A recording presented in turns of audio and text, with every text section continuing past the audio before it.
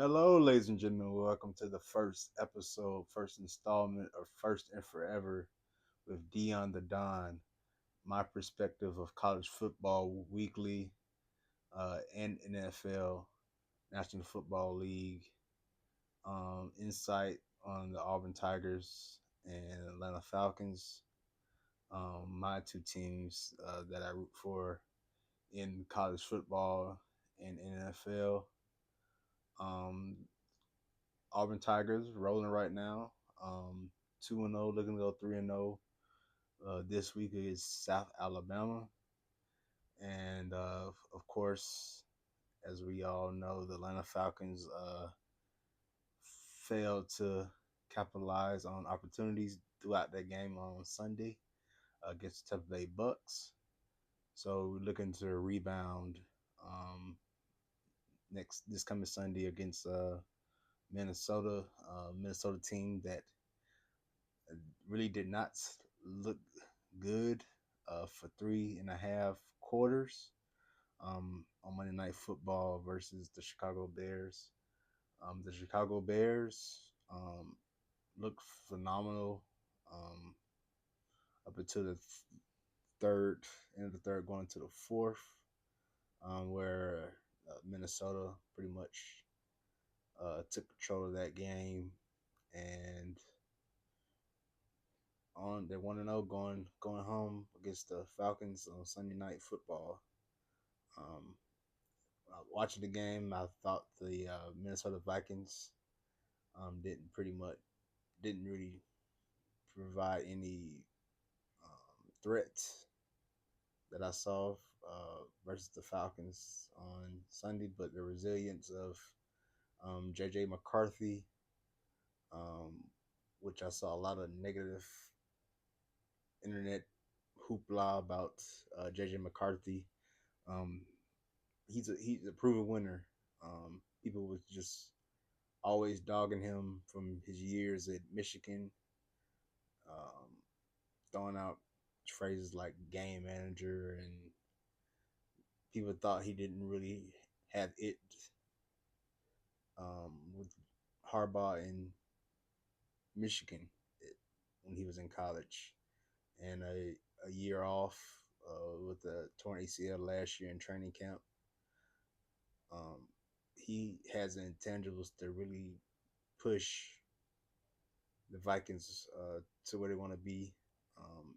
The Vikings are um, in the playoffs, a playoff team, a favorite to go to Super Bowl last year, um, but they really didn't capitalize in the playoffs like they did in the regular season with Sam Darnold.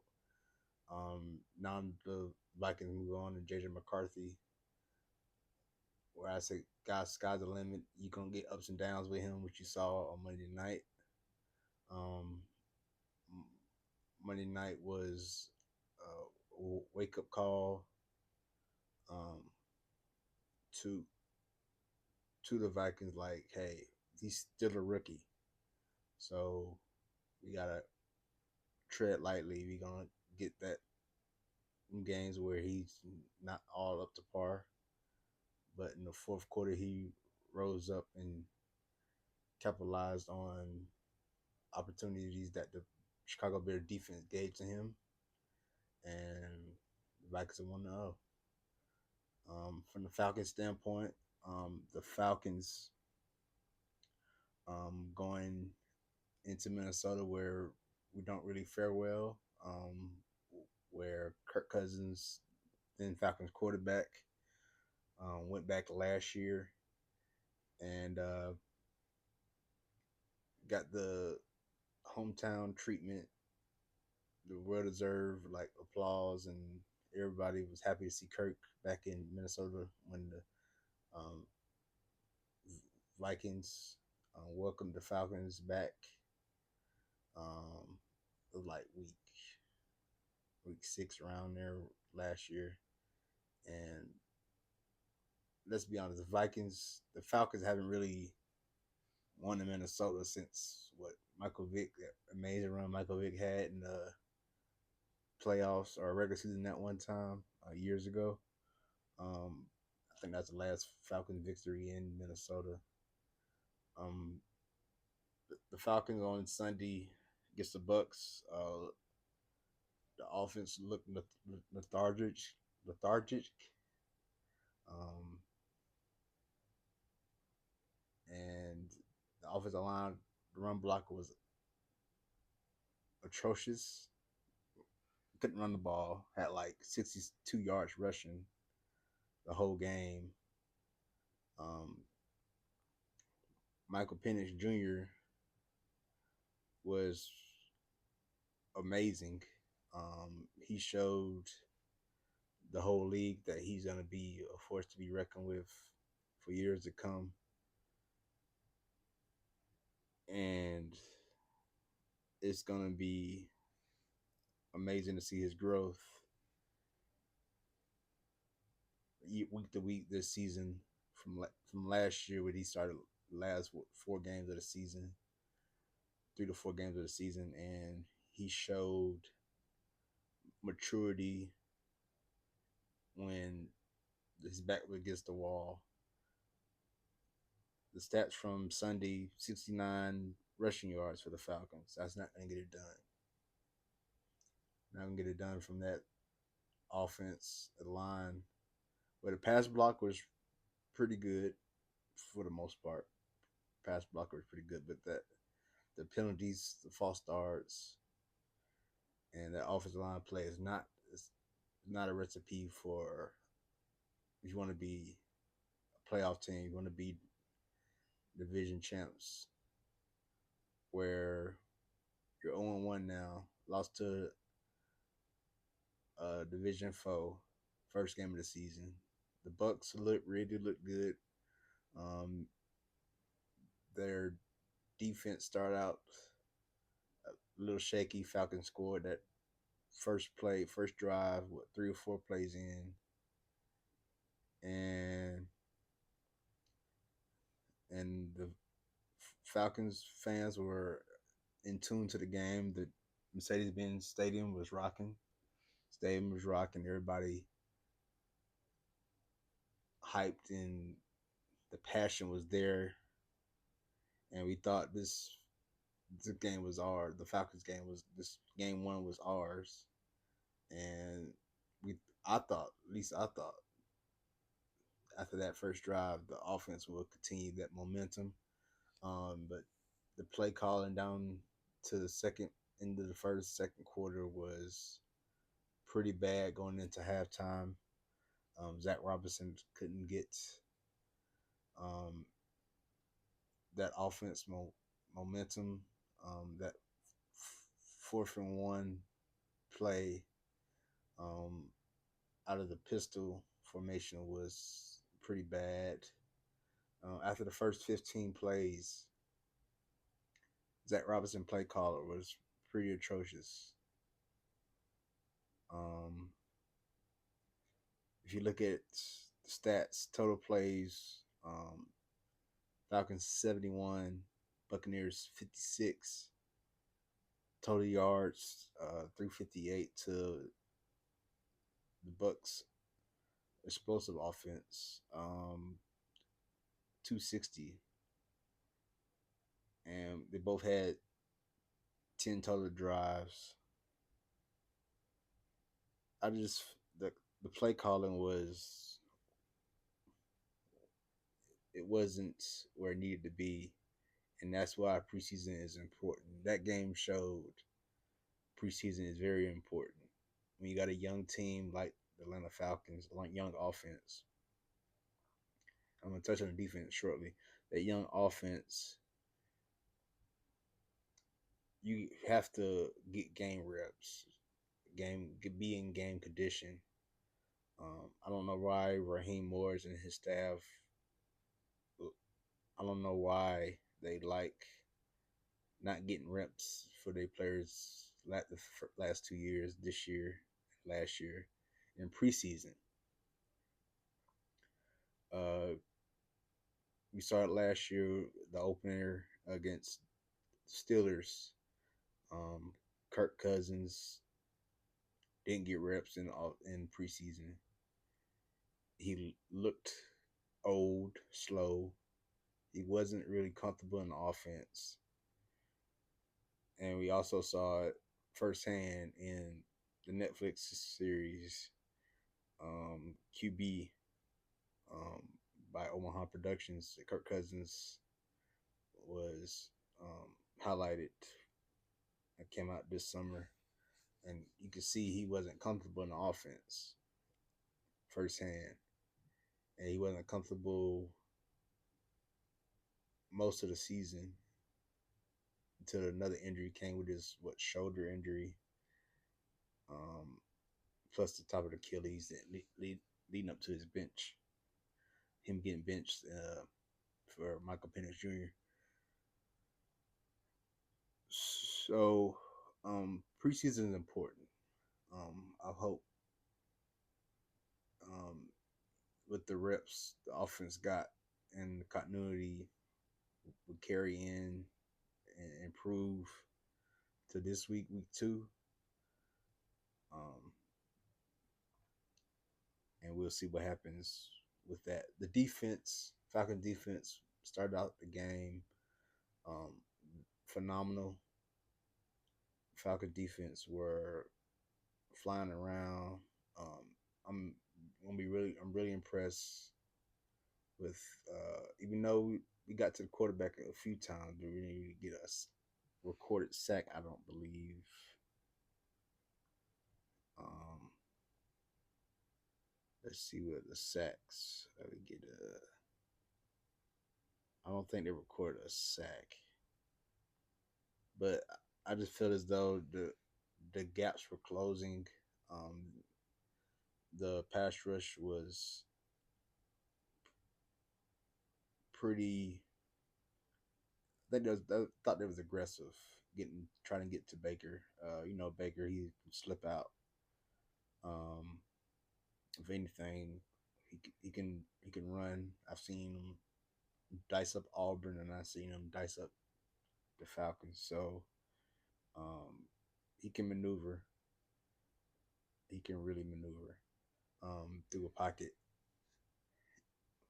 But I just feel as though the pass rush is eventually going to get to the quarterback. Like again, that preseason reps are important. The game reps are important, and the Falcons continue to not take that seriously in preseason. Xavier Watts is going to be a star back there with Jesse Bates. I feel as though he's really aggressive when run plays are coming his way, and he almost had a pick early in the first half of the game against Tampa Bay on that first Ibuka touchdown. Um, I feel as though once the pass rush gets to the quarterback, the secondary will be um, okay. Jesse Bates got caught on the game-winning touchdown for Tampa on that post route, and he's very aggressive. He's a very aggressive safety. He instead of doing his assignment, sometimes he would jump at something that's not really there, which it was that Mike Evans um, slant route or in route, um, and left Mike Hughes wide up with one-on-one, already beat with the rookie Ibuka, who pretty much carved us up because we was eyeballing Mike Evans and let somebody else beat us, and that was Emeka Ibuka from Ohio State. Um, the division, uh, NFC South is gonna be, I think, a two-team race, us and Tampa. I don't see anything from New Orleans Saints. I don't see anything from Carolina Panthers. I feel as though that's a two-team race. and we'll see what happens week 2 for the Atlanta Falcons. Um, couple more NFL games I wanted to highlight. Um, let's highlight what happened on Thursday Night Football. Jalen Carter, inexcusable. To spit on another man, inexcusable. The disrespect. And to open a season like that, um, to be the first game and that what people remember is someone spitting on someone. Then it happened um, in college football. One of the Florida players got thrown out and pretty much cost Florida Gators the game against USF, and set up a nice drive for USF on a screen pass to get down in field goal range and kick the game-winning field goal, and Florida Gators lose. So, but who says if Jalen Carter, the Eagles won the game, um, Cowboys should have won. Hate to say it. Um, I just heart the Cowboys. I do not like the Cowboys, but Dak Prescott, Dak Prescott balled out, really balled out on Thursday Night Football, and not DK, CD Lamb must catch those crucial passes that put out from him. He dropped two critical passes down the stretch, and I think if those were caught, Cowboys capitalized on that. The Eagles defense really looked that great. Didn't look that great. I don't know that Jalen Carter injury might have hampered that, or Jalen Carter getting thrown out. The game might have hampered that. But I just feel as though the Eagles defense didn't look hungry enough. Maybe because they got Super Bowl, or really first. Well, they lost a lot too. A couple of people retired in free agency. Pretty much hit the defense, but they didn't look hungry. They didn't look hungry at all. Um, the Friday night game, Chiefs and Chargers. This might be the end of the Chiefs. No receivers, no running game. Patrick Mahomes doing it all. This really could be the end for the Chiefs. The Chargers, the Chargers really look good. Justin Herbert coming into his own, getting some help. Um, Lab McConkey, and look like he finally getting in tune with Quentin Johnson. Quentin Johnson is finally stepping up. He stepped up this past week 1. 5 catches, 79 yards, 2 touchdowns. He really coming to his own. His struggles over the last year and a half have been highlighted. When is he gonna step up? Coming out of TCU, he was a big play guy. Big part when they went to the national championship versus Georgia. Um, the running game, Amarion Hamilton, 15 carries, 48 yards. certified baller. I got him on my fantasy team. He's gonna be great. Him and Najee, 1-2 punch. Najee really getting back into form after his accident with the fireworks. Um, but I think Omarion Hamilton is gonna be the guy. Um, if the Chiefs struggle this year, that division is wide open. Um, with the Chiefs, Chargers, Broncos, um, that division is wide open.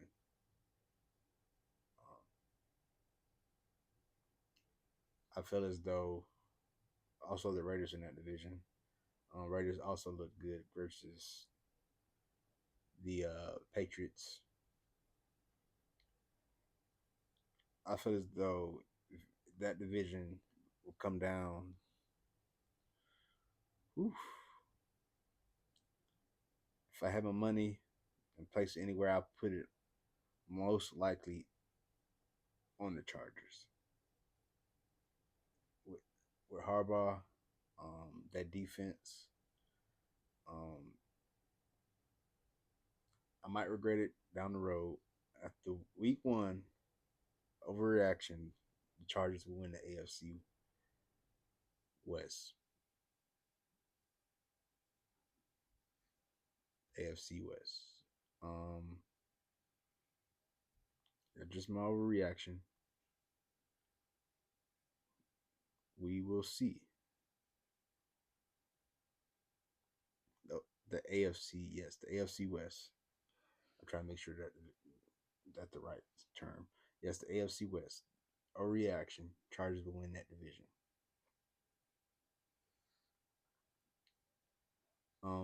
Couple other games I wanted to touch on in the NFL. The Miami Dolphins, Indianapolis Colts. Um, Daniel Jones, congratulations, you survived the New York Giants. Congratulations. Now you like a superstar with the Colts after week one.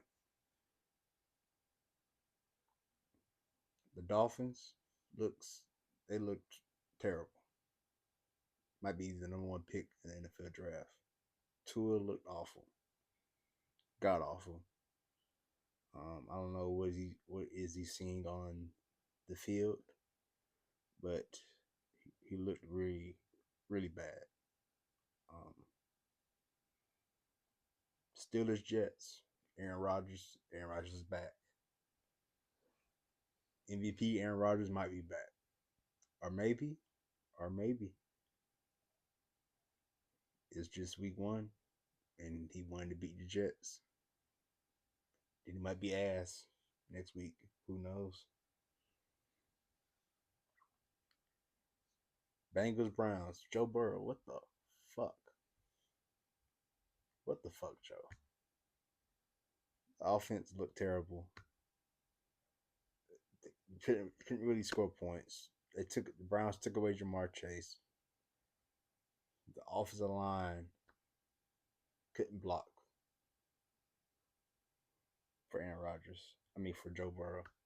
Joe Burrow getting that's our clip on X Twitter that Joe Burrow getting taken out by Myles Garrett viciously. They gotta protect Joe. That's the moneymaker. That's the franchise. And Trey Henderson balled out, and that's why you pay him. Pay him more what you pay him for his lockout ended.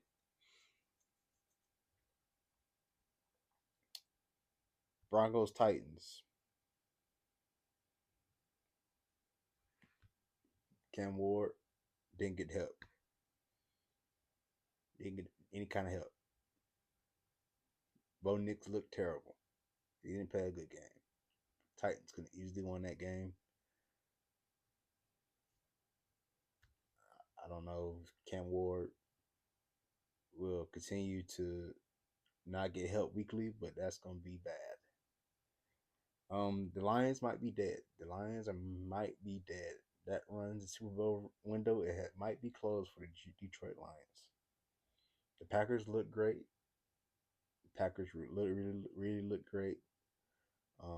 New look Packers. That defense. Michael Parsons getting after it. Dumbass trade by the Cowboys. But Michael Parsons um, really looked good. The limited snaps he played. Jordan Love looked fantastic. Um, Packers might be a NFC sleeper for the Super Bowl. They might be the team. Game of the week, that Ravens and Bills game. Oh my, that game was fantastic. Um, I think a little of Bills comeback, Ravens collapse. The Derrick Henry fumble was crucial. Um, I feel as though that fumble was um, a, obviously a bridge for the Bills win. Um, that Ravens defense really looked bad. They say a lot of improvements to that defense. Jair Alexander got absolutely cooked, fried, baked. Any analogy you want to use, Jair Alexander got that. He got that work. Keon Coleman went off when he was matched up with Jair Alexander. Um, the Ravens wanted to sign him. Lamar wanted to sign him. They might regret that now at the end of the season. He signed a 1 year deal. That might be it for him. Um, I thought the Bills defense also looked terrible. Obviously, when you score, the team score 40 points on you. Um, there's some holes you have to evaluate on your team. Josh Allen, Lamar Jackson, they put on the show. Derrick Henry put on the show. Besides that fumble, I really like. That was probably the two best teams in, of course, the conference of AFC, but might be the two best teams in the NFL.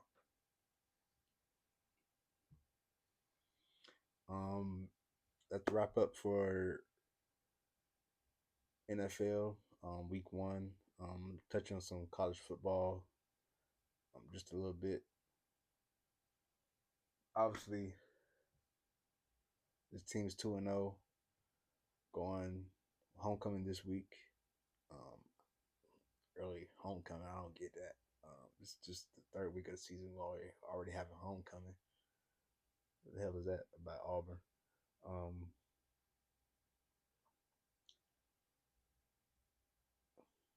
Billy Napier, Florida, might be time. Um, just a hot take. I had Florida. Hot prediction. Hot take. Had Florida winning the SEC. That's just a bold prediction. Don't mind that now. They can beat South Florida. Don't mind that now. Georgia going to Tennessee this week. Might be panic mode. If Georgia loses this game, really a one-dimensional Georgia team. Haven't really seen Gunnar Stockton throw the ball. Tennessee looked fantastic first 2 weeks. Scored 73 points on some team.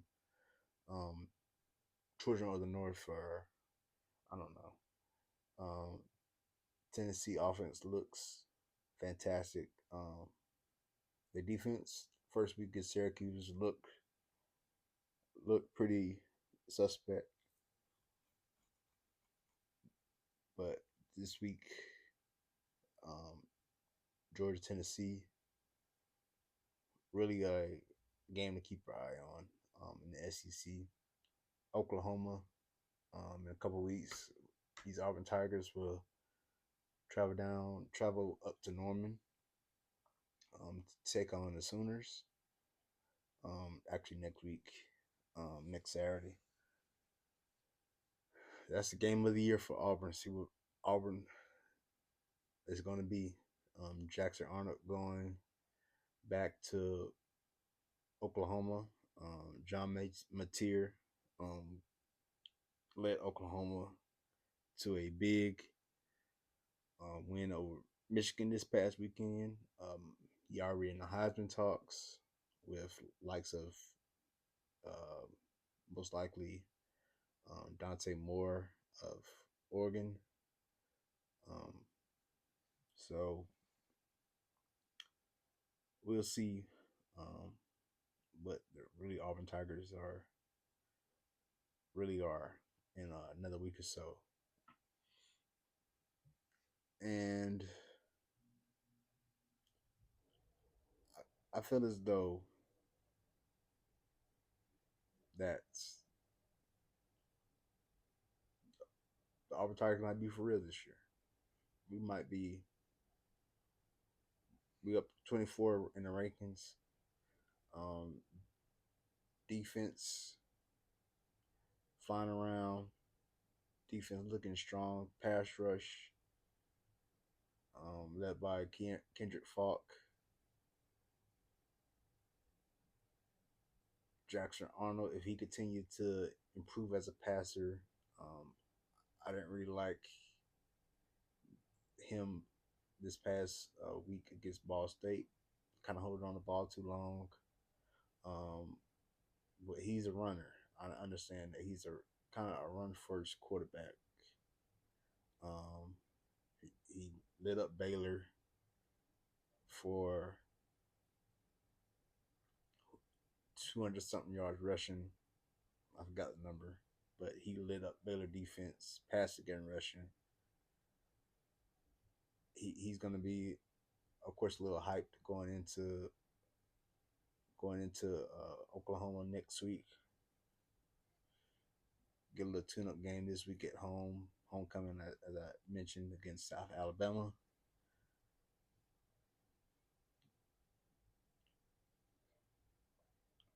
That's going to be a really good game to watch out for next week. Big upset from the SEC. Mississippi State. Mississippi State really, really good against Arizona State. They beat number 12 team Sun Devils. Sarah, Mississippi State got got defense. Always had offense. I think their defense really stepped up and really improved from last year. Um, Big win from Coach Levy and the Bulldogs. Um, Maybe they can cause some trouble in the SEC this year. Interesting to watch out for.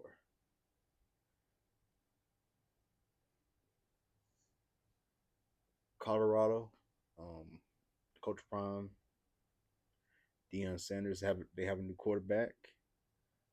They going with Ryan Stubb, uh, replacing Keaton Salter. Salter, a big prospect out of Liberty, really looked good while he was in with Liberty, and now his two starts for the Colorado Buffaloes, he looked really bad, really bad. Um, Bench for got kid's name, freshman um, Juju Lewis here from outside Atlanta area, played at Carrollton. Then Stubb, pretty much a tryout for quarterback that game for Coach Prime against Delaware. And we'll see what Ryan Stubb can do. He came in, lit up the scoreboard with 7-10 passing, 157 yards, 2 touchdowns. And I think they're going to move with Staub moving forward.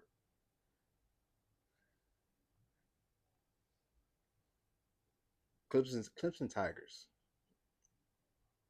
Wow. Um, Clemson against LSU. LSU defense really threw a lot of interesting looks against Cade Klubnik. Um,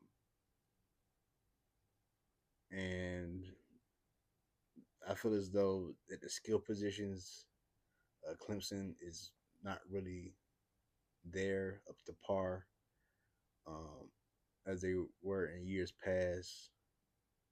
They moved the guy from receivers to running back. That tells you a lot about Clemson's skill receivers. Um, their defense pretty suspect as well. They allowed 16 points. Well, most of it was on the offense with the fumbles and turnovers. They allowed 16 points to Troy. And watch out, Clemson playing Georgia Tech this week. Clemson, upset alert, Georgia Tech with Haynes King most likely playing this week. I would be on high alert if I was the Clemson Tigers um, as they come to Atlanta to play Georgia Tech. Most likely, the game of the week. Can't believe I'm saying this. South Florida versus Miami. South Florida going into Carl Gables and looking to upset another top 10, top 25 team. It's going to be fantastic to see if South Florida can pull off pretty much a sweep of the state of Florida. I don't think they play Florida State, but they don't. Um, but I've they getting beaten Florida, Florida Gators and Miami Hurricanes. That's like Super Bowl, and now they beat Miami. They'll be in a conversation for the playoffs. Um, Early prediction. Obviously it's just third week going to the third week of season, but they keep running their conference play. Um, which we'll check out their schedule now. They keep running their conference play. South Florida could be a team in the playoffs. Let's go. They got South Carolina State, Charlotte, North Texas, FAU, Memphis. Memphis game gonna be a tough one. Um, UTSA, Navy, UAB, and Rice. Let's be honest. If they can get past Miami and Memphis, they're undefeated. Unless they have a slip up. North Texas could be a trap game. But if they have a slip up, uh, if they don't have a slip up, undefeated. It's an undefeated team. Obviously, the health is big important. Um, Bynum, the quarterback, is a certified star. Um, Byron Brown, um, starting to make and could be in the Heisman talks if they can pull off another upset. That'd be shocking to say, shocking to see as well. All right, we're gonna wrap up this episode, first installment, um, episode of First and Forever. Shortly, um, another game looking out for Texas A&M, Notre Dame. Um, that Notre Dame team showed a lot in that first game uh, against Miami. Um, showed a lot of resilience, never give up, toughness. Um, we're gonna really see what's A&M. Um, what A&M shows up if A&M is for real this year with Reed as a quarterback going into South Bend, hostile territory. It's gonna be interesting to see what Texas A&M team shows up in that kind of environment.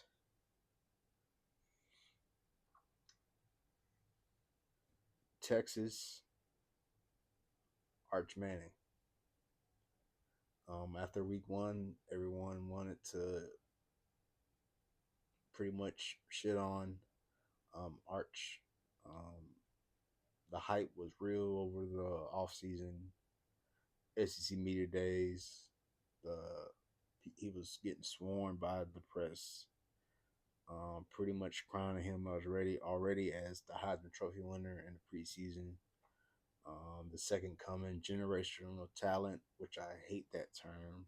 It's thrown around too much to players that's not deserving of that kind of tag of generational talent. And that's what he was getting. It might be time to let